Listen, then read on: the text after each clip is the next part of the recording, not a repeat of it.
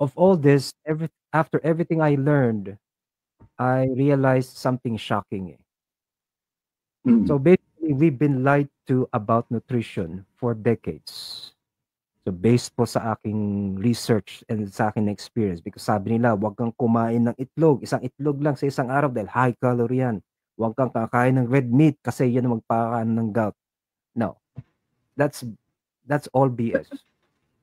Okay? Mm. Not just based from my experience, but based on the research and the thousands of people that narinig ko yung mga testimony nila.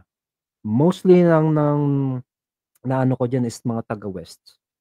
Ironically, when I started this journey, akala ko ako lang ang Pinoy who is doing low carb and Mm. carnivore because of course bilang Pinoy or Asians, may sinasabi nga tayo, rice is life.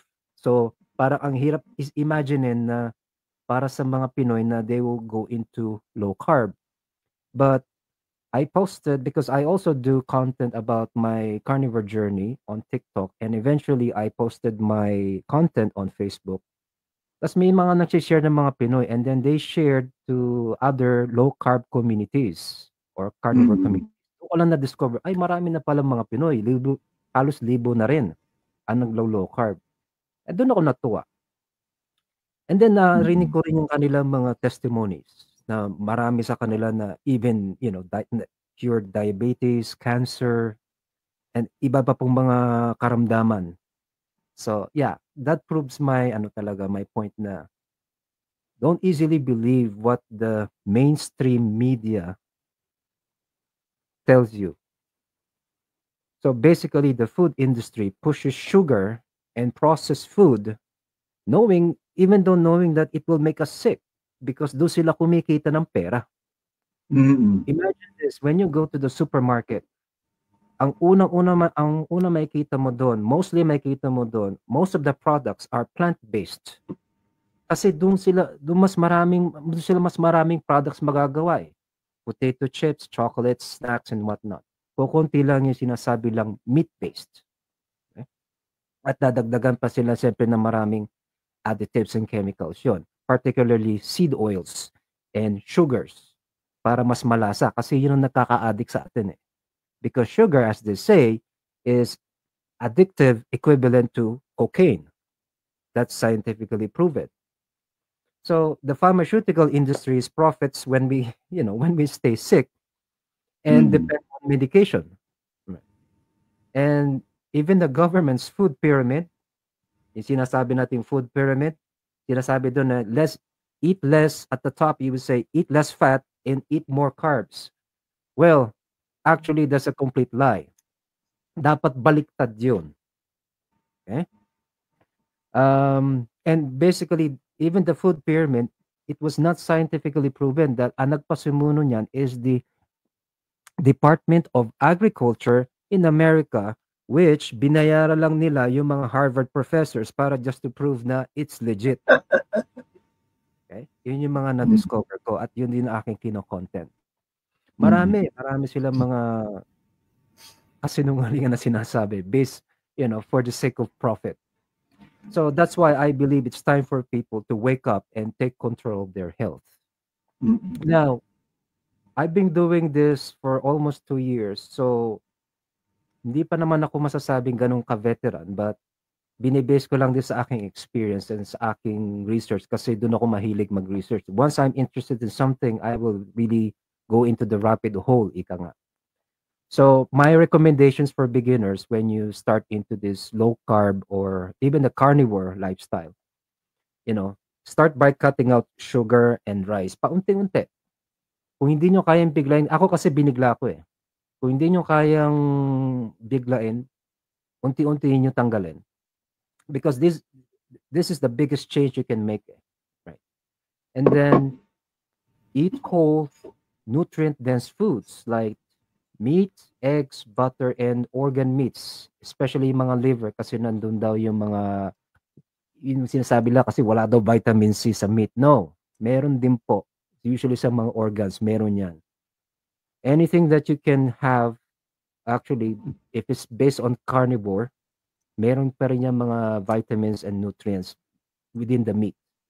Kasi kung iisipin nyo, sa sinaunang panahon pa ng mga caveman, human beings thrive mostly on hunting. We are basically hunter-gatherers. We base Yeah. our nutrients mostly from hunting animals, meat. Ang gulay po ang prutas, we only eat that seasonally. Because if you Seasonal. compare that to today's, today's technology, we can actually eat produce all year round. But based from na aking na discover na natutunan is that's not natural. Yeah. So especially because even plants, especially certain plants, meron silang mga tinatawag na defense compounds. Kasi every living being or living thing has its defense mechanism, and even plants has it too. So okay lang kumain ka ng vegetables and and fruits. But if you do it much often, magkakaroon pa tayong mga tinatawag katulad ng oxalates, doon po yung nanggagaling yung mga kidney stones. Especially sinasabi lang, you need vitamin C, vitamin C. Actually, even doctors recommend not to take too much vitamin C. Kasi doon po tayo nagkakaroon ng kidney stones. Especially kung kulang ka sa ibang types of nutrients. And then, once you eat whole foods, forget calorie counting. Focus lang tayo sa satiety and nutrient quality. Simple lang basta mabusog ka, okay na, stop eating. If you're hungry, that's the time that you eat. You don't need to have a certain schedule. Oh, it's breakfast. It's time to eat breakfast. O kain na ako, ganitong certain time. Actually, they said breakfast does not need to be eaten in the morning. Kasi pag sinabing breakfast, that's the time na you break your fast. Ang nagpasimuno pa kasi ng term na ang breakfast na, ang nag-coin niyan, let's say the phrase breakfast is the most important meal of the day. Ang nagpasimuno po kasi niyan is the company Kellogg's, basically to sell cereals. Okay? A lot of our what we eat here in the Philippines or even around the world is basically the American style diet or the Western style diet, because that is they have been promoting for decades.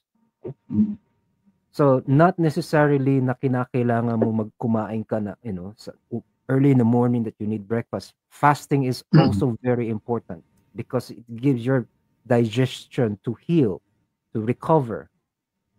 So recommend ko rin po yung intermittent fasting. And in my case, because of the carnivore diet, because it's so nutrient dense, minsan kumakain lang ako isang beses sa isang araw.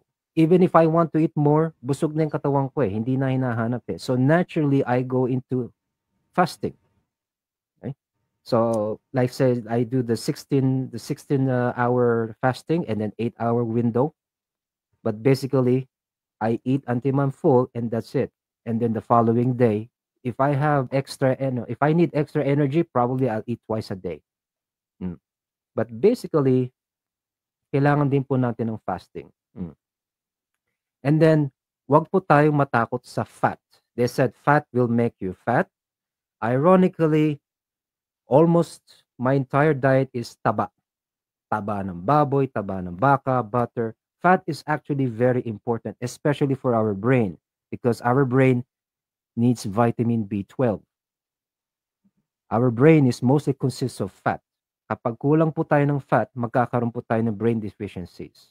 That's why yung mga vegetarians, yung mga vegans, they need fat, but they don't get the vitamin B12 from basically plant-based. So they have to take supplements. Okay? But if you are in a meat diet, hindi nyo na po kailangan yun. Okay?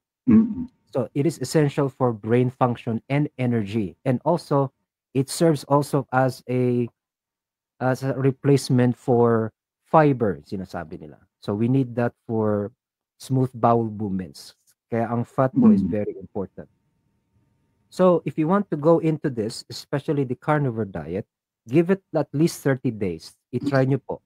For the first 3 weeks, maaring mag-a-adjust yung katawan nyo. But once your body adapts, you will feel amazing. So, ang sa akin po, ang masasabi ko lang, so to everyone listening, your health is nasa kamay niyo po. Okay? Mm-hmm. If you've tried everything and still struggle with weight, diabetes, and other issues, maybe it's time to challenge what you've been taught. Kasi matagal na po tayo nabe-brainwash eh. And even to the government, I hope we can rethink our food guidelines and stop promoting high carb processed diets and that are making people sick. We need to educate people about real nutrition based on real science, not industry profits. Okay?